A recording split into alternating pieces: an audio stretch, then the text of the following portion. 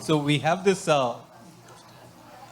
interactive session with Pravin Godkhindi, who, as you all know, is a very renowned uh, flautist, composer, performer. Pravin has just come out with a book, a novel called The Singing Clock. He first wrote it in Kannada, where it was called Prahara, Haduva Gadiyara. And then he wrote the novel in English again. So this is his first novel. So many congratulations on the book, Pravin. Thank you so much. So,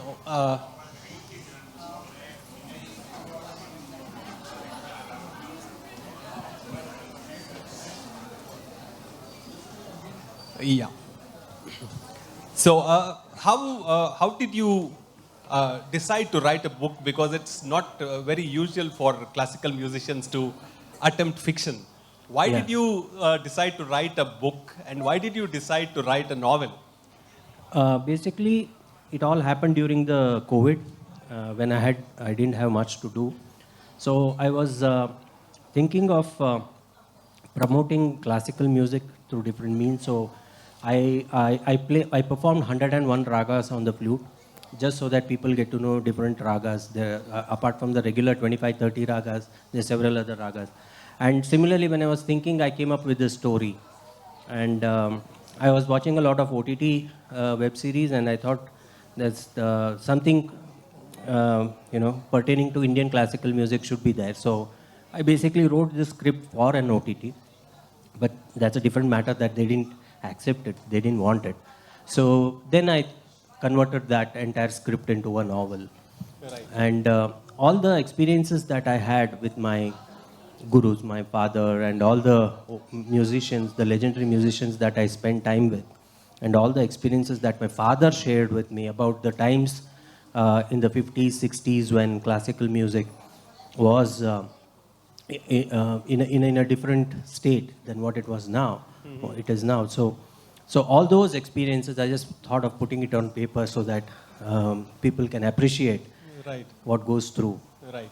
So, but how does it work for a musician? Because Kannadadalli sumaru novels bandide, Sangeeta pradhanavadanta novels bandide. But in very few musicians actually attempting fiction, because it's probably seen as another form of art. So, nimma pustaka bariyavaga neevu, was it the same stream of creativity in Dhanusta? Did you find it difficult to adapt to another form? What are the challenges you as a musician? ಖಂಡಿತವಾಗಿಯೂ ಬರವಣಿಗೆಯಲ್ಲಿ ನಾವು ಈಗ ಮುಕ್ತವಾಗಿ ರಾಗವನ್ನು ಅದರಲ್ಲಿ emotions ತರಬೇಕಾದ್ರೆ ಏನು ಒಂದು ನಮ್ಗೆ ಅದು ಟ್ರೈನಿಂಗ್ ಇರುತ್ತೆ. ಬರವಣಿಗೆಗೆ ಆ ಟ್ರೈನಿಂಗ್ ಇಲ್ಲ ನನಗೆ. So I have mentioned it in the preface also that I am an accidental author ಅಂತ. So it's just happened ashte. But ನಮ್ಮ ರಕ್ತಗತವಾಗಿ my great grandfather was a lyricist, and my father also used to write a lot. I mean, he has written dramas and stuff like that.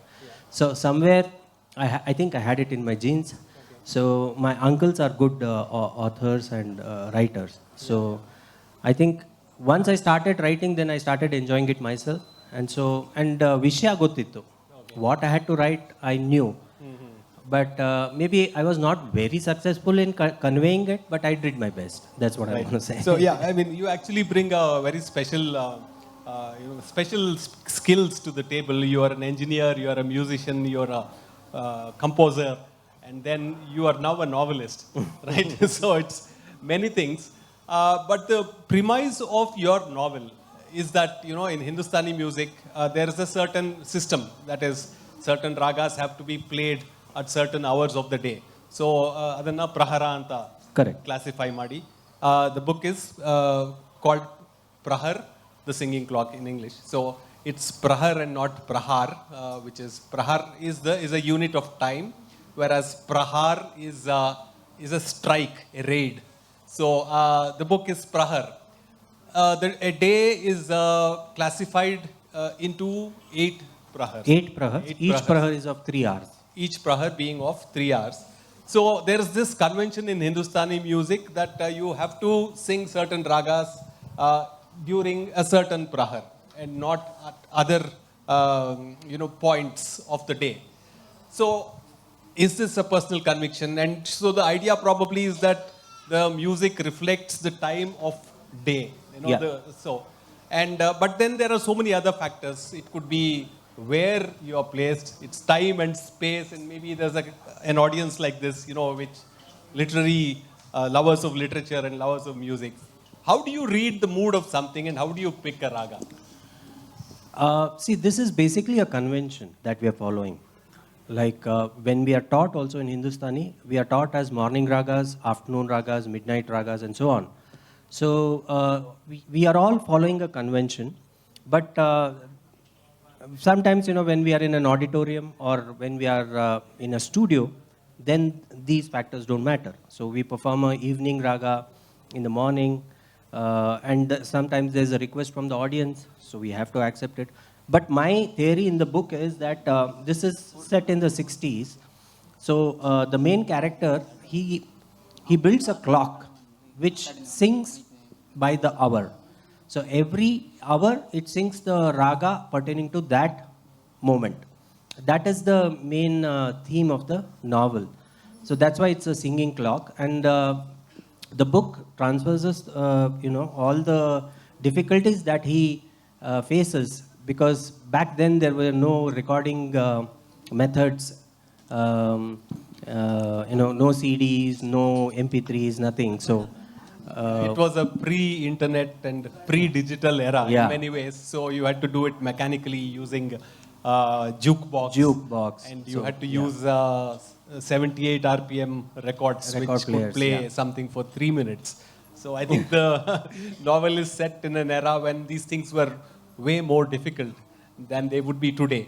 Today it's probably easy to think of an app, which plays these ragas on the hour, right? So yeah, and if you had to demonstrate and say, this is the raga of the hour, what would you play, and what is it that we have the good fortune of listening to now? Yeah, is the stand ready?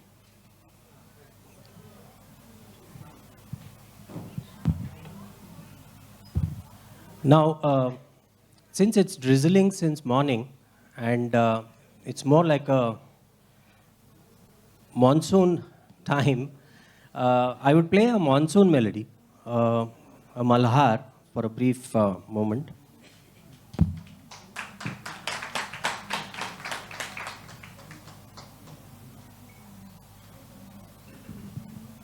So in the book, there are two aspects. One is how he creates that clock, using the limited technology knowledge that he had, along with a watch repairer.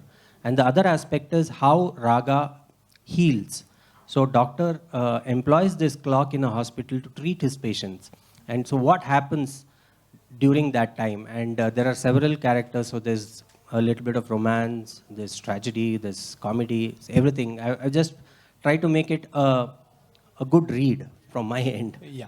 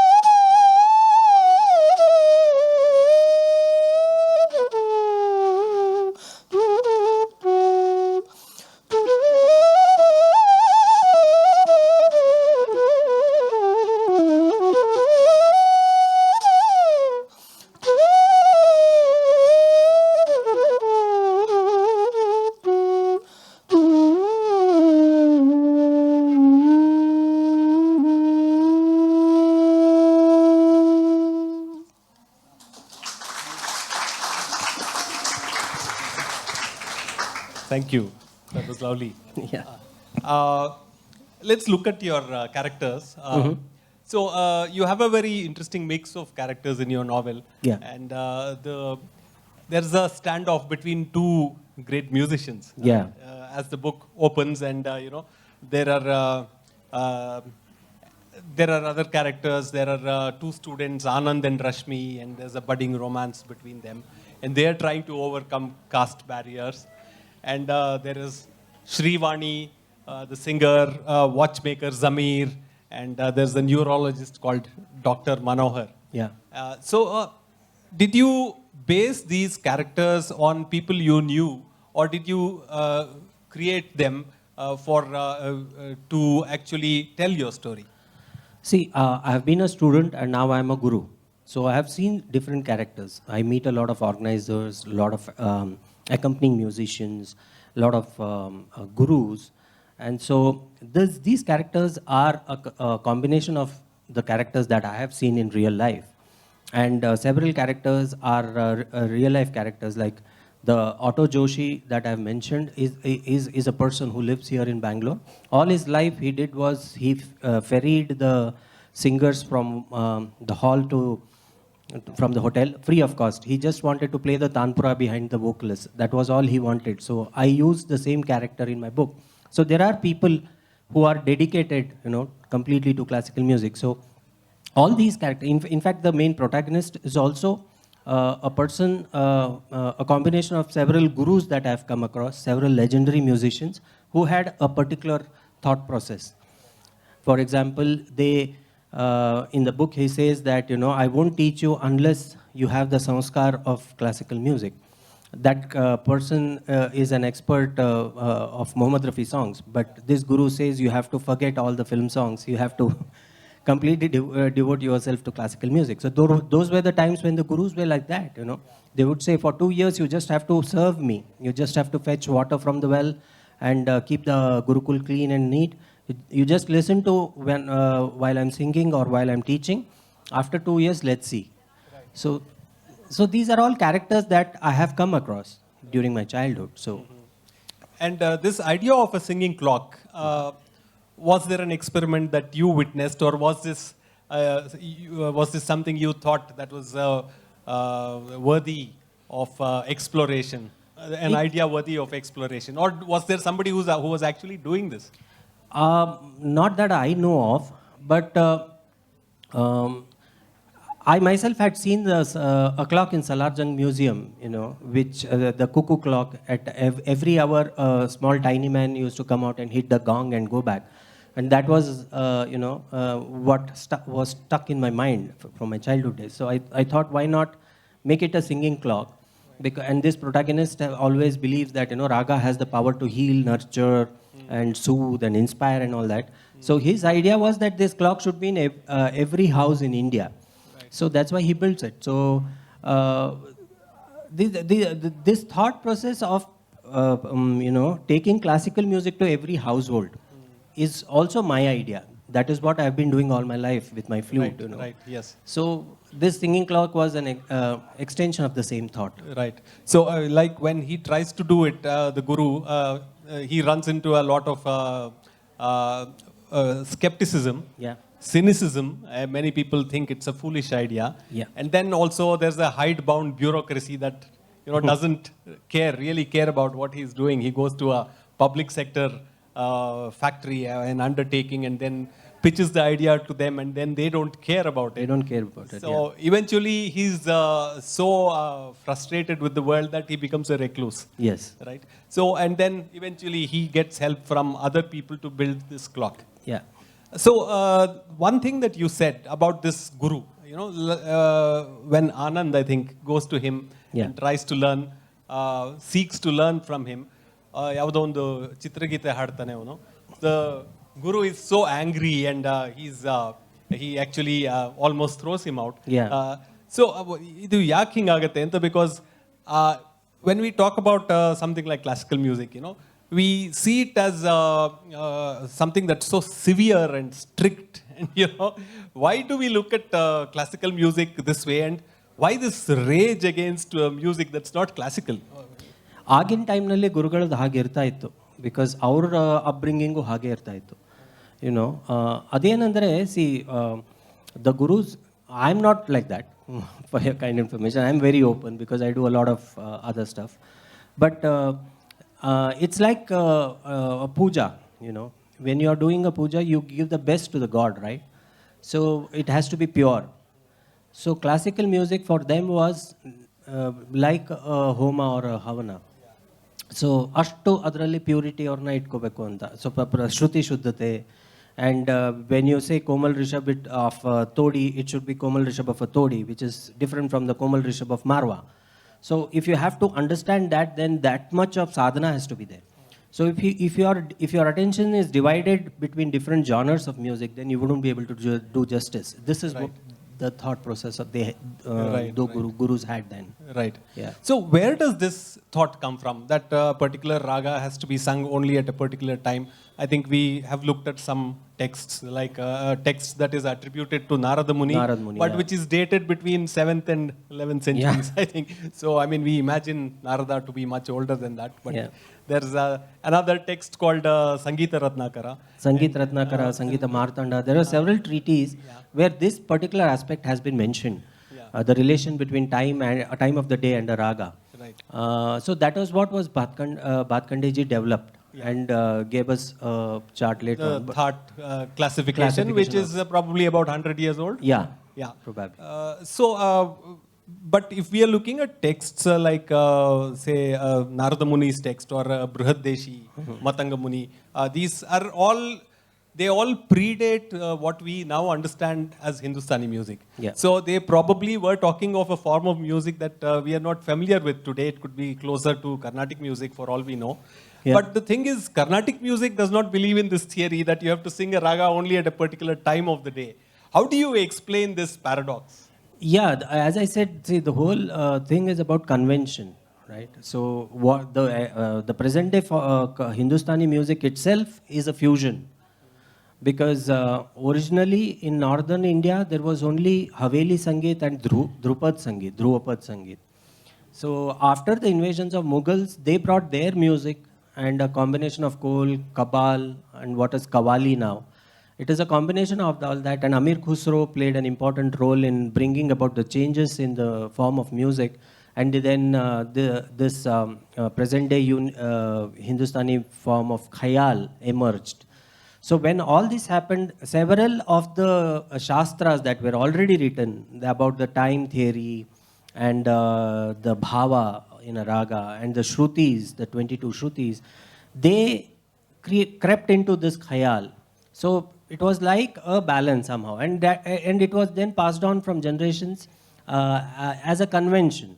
So the gurus were merely saying that, no, my guru used to sing like this, you also have to follow this.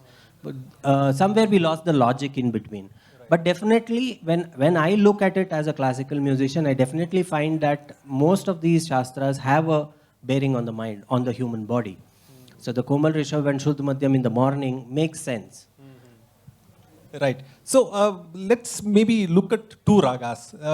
If you had to demonstrate something, let's look at a morning raga like Jaunpuri. Yeah. And let's look at an evening night raga like Darbari. They share the same notes. Yeah. But then how would you say one is a morning raga and one is a late night raga? Yeah. I'll try and demonstrate in a very brief manner.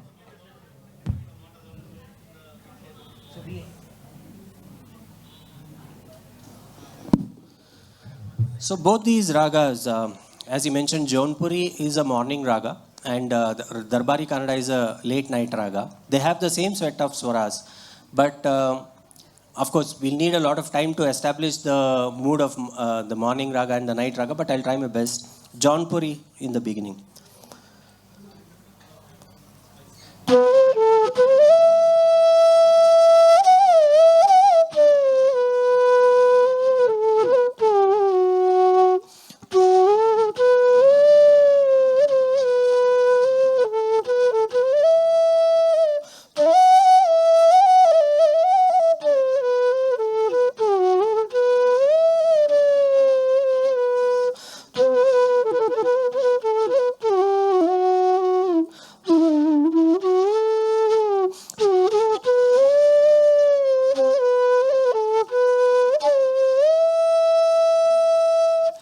So if you see, it is Uttarang Pradhan.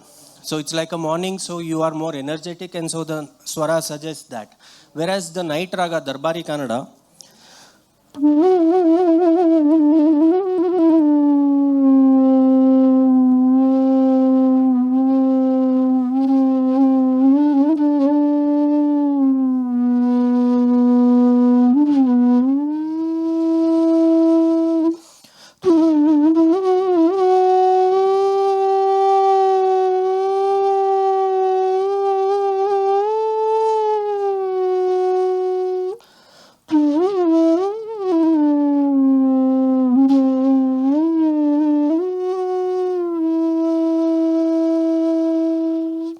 so this is more like a lullaby.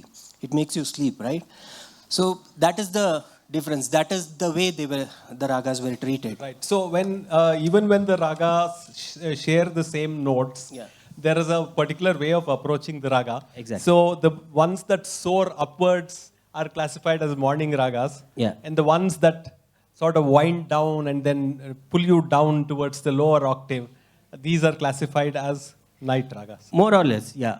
There are certain exceptions, but if you look at it, in the morning you are more energetic. You look at the whole day. You have to go there. You have to do this. You have to do work and all that. And the sun is rising, so there's a temperature is more. And as the evening progresses, the swaras again of the ragas, they kind of become soothing, and so the movements also become very soothing. And that's how. That is one classification. There are several classifications to distribute the ragas as morning ragas, afternoon and evening. Yeah. So, I think we have time for just two questions. So, one is about how the novel proceeds, and then there is a suggestion that it has the power to heal. Ragas have the power to heal. And then there are many questions about music therapy that come up when you say something like this, How do you think music heals, and is it in some way related to the theory of ragas? And have you seen instances of music actually healing what modern medicine, for example, couldn't handle? Yeah, there have been several miracles because of music. Swaras have the power to heal, that is for sure, because depending on the person's mood, every form of music impacts the human body. So recently I read it in a newspaper. N. Rajamji's violin was played for a patient who was not responding to modern medicine. And over a period of few weeks, the girl started responding. So definitely music has that power to heal and soothe. So there have been several examples. But these are mostly anecdotal, and they really haven't made it to the medical journals, which is probably when it will be taken more seriously and more research will go into it. Yeah, there have been instances, there have been experiments about this. Even Pandit Ravi Shankar ji has mentioned in a book that he has been part of an experiment. So it's going on, but the problem with Indian classical music is you cannot define just like a modern medicine, like if you listen to Malkons, your stomach ache will go or your BP will come down. Yeah. There's no direct relation between a raga and a cure or a illness. Yeah. But definitely, like my CDs, many of the naturopathy clinics, they employ my music, and they say there are a lot of positive results. Yeah. So I'm happy about it. A lot of surgeons play my recordings while performing surgeries, and they say they're able to concentrate, and it helps the environment and everything. So it is I think for someone who's an expert in neuropathy and stuff like that, who can really put in some effort and get a relationship. It's a subject for neurologists and neuroscience. And many things, musicians like you collaborating with medical experts could probably take this forward in a very big way. Yeah. So it's really great that you're thinking on these lines. What are you planning next? What are you writing next? What music projects are you thinking? Like you said, your music is already everywhere. It's on caller tunes. It's in hospitals. What are you planning next? A lot of concerts lined up, basically, but I'm also, in fact, tomorrow I'm going to record an EDM track, totally away from my classical and my novel stuff. So I'm going to collaborate with a French musician, and we're going to record here in Bangalore. So that's my next upcoming project for the new year. And I have written a few more, ideas. So whether I'm going to publish it as a novel, or maybe if somebody is interested to produce it as a film, then I would be interested. But everything is pertaining to music. One script is about music and crime. So something, very totally opposite. So I'm trying to come up with that idea. So let's see. Oh, lots of exciting stuff coming up. So thank you so much, and congratulations again. Thank you. Thank you so much.